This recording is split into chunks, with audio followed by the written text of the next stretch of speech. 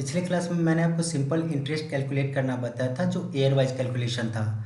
बहुत सारे सब्सक्राइबर का सवाल था जो मैं इस सिंपल इंटरेस्ट को मंथ वाइज और डेज वाइज कैसे कैलकुलेट कर सकता हूं। तो आज के वीडियो में आपको यही बताने वाला हूं जो आप एक्सेल के वर्कशीट में सिंपल इंटरेस्ट को कैसे मंथ वाइज आप कैलकुलेट कर सकते हैं और डेज वाइज कैलकुलेट कर सकते हैं। तो चलिए इसको समझाने के लिए हम चलते हैं अपने एक्सेल के वर्कशीट पे। मैं आपको दिखाता हूँ जो कैसे आप सिंपल इंटरेस्ट को कैलकुलेट कर सकते हैं डेट वाइज, और चाहो तो मंथ वाइज भी आप कैलकुलेट कर सकते हैं। चलिए हम चलते हैं एक्सेल के वर्कशीट पे और मैं आपको दिखाता हूँ।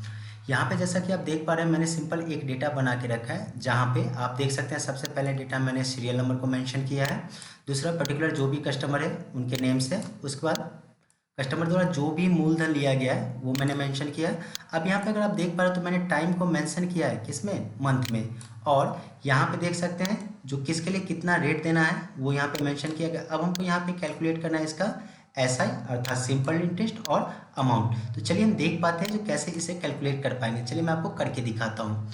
सिंपल एक बात मैं आपको बता दूं, जो एक्सेल में आप मंथ वाइज इंटरेस्ट को कैलकुलेट नहीं कर सकते हैं।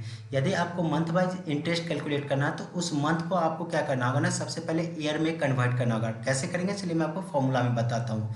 तो सिंपल इंटरेस्ट का फॉर्मूला जो लागू होते हैं वही लागू होंगे, मूलधन गुने समय गुने दर बटा 100, अर्थात प्रिंसिपल गुने टाइम गुने रेट बटा 100। चलिए मैं दिखाता हूँ आपको।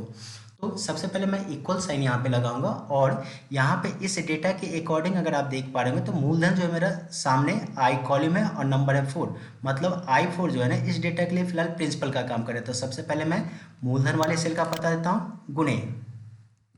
अब हमको यहाँ पे समय वाले सेल का पता देना है, लेकिन यहाँ पे आप देख पा रहे हैं जो समय जो दिया गया है मंथ में दिया गया है। अब एक्सेल मंथ में इस कैलकुलेशन को कंप्लीट नहीं कर पाएगा, इसलिए इस मंथ को हमको ईयर में कन्वर्ट करना होगा। और ईयर में कन्वर्ट करने के लिए इस मंथ को हम लोग डिवाइड कर देंगे 12 से।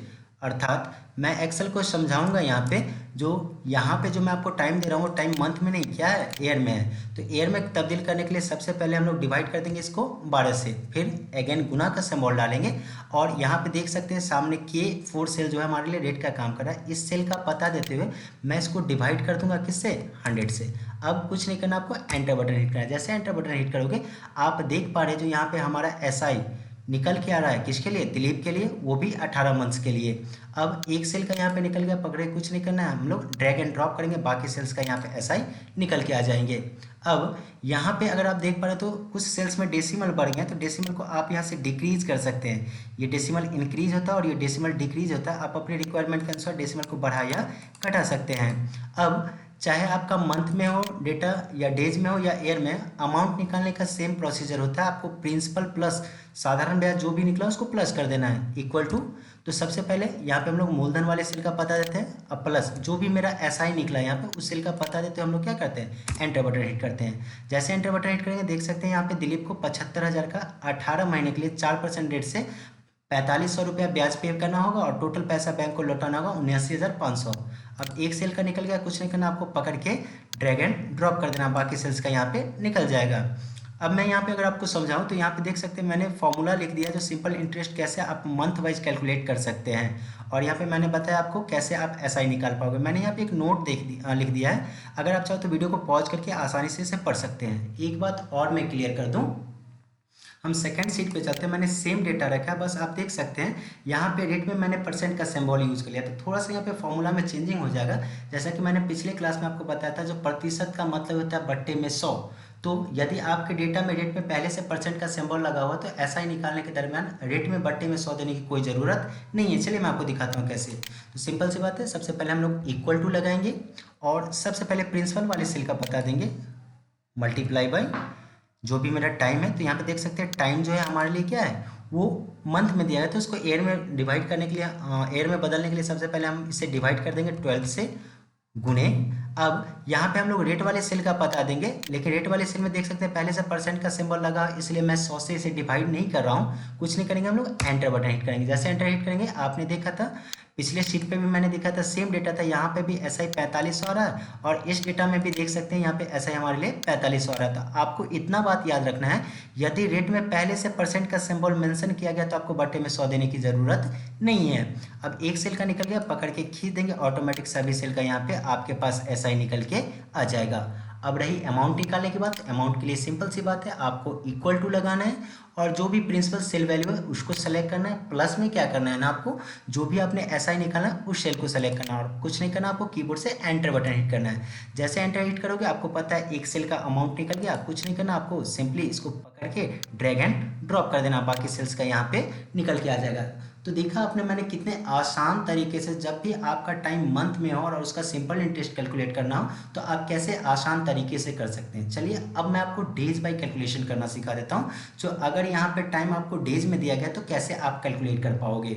चलिए हम अगले सीट पे चलते हैं। मैंने एक डेटा प्रिपेयर करके रखा है, यहाँ पे देख रहे होंगे, तो यहाँ पे मैं आपको दिखा दूँ, यहाँ पे मैंने टाइम मेंशन किया लेकिन आप देख पा रहे होंगे यहाँ पे टाइम को मैंने डेज बाय मेंशन किया है, अर्थात यहाँ पे देख सकते हैं, यहाँ पे टाइम जो दिख रहा है पहले दिलीप के लिए दिख रहा है यहाँ पे 256 दिन दिख रहा है, बाकी गणेश के लिए देख सकते हैं 180 दिन दिख रहा है। अगर आपके पास ऐसा डेटा अवेलेबल हो एक्सेल में और आप इसका सिंपल इंटरेस्ट कैलकुलेट करना चाहते हैं तो मैं आपको एक बात बता दूं, सबसे पहले आपको क्या करना होगा ना, जो भी आपका डेज है ना उसको ईयर में कन्वर्ट करना होगा और ईयर में कन्वर्ट करने के लिए आप जिस साल का कैलकुलेशन कर रहे हैं उस साल के अकॉर्डिंग, अगर उस साल में 365 आ रहा है तो 365 से भाग देना होगा और 366 आ रहा है तो 366 से भाग देना होगा, जैसा कि मैंने नोट में भी आपके लिए लिख दिया है। अगर आपको दिक्कत हो तो वीडियो पॉज करके आप इसका स्क्रीनशॉट लेके पढ़ सकते हैं जो मैंने कैसे किया है। चलिए मैं आपको दिखाता हूँ ऐसा ही कैसे कैलकुलेट कर पाएंगे। तो सिंपल सी बात है, सबसे पहले फॉर्मूला लगाने के लिए इक्वल साइन का यूज करेंगे और सबसे पहले इस डेटा के अकॉर्डिंग जो भी मूलधन वाले सेल होंगे उस सेल को मैं सेलेक्ट करूंगा। अब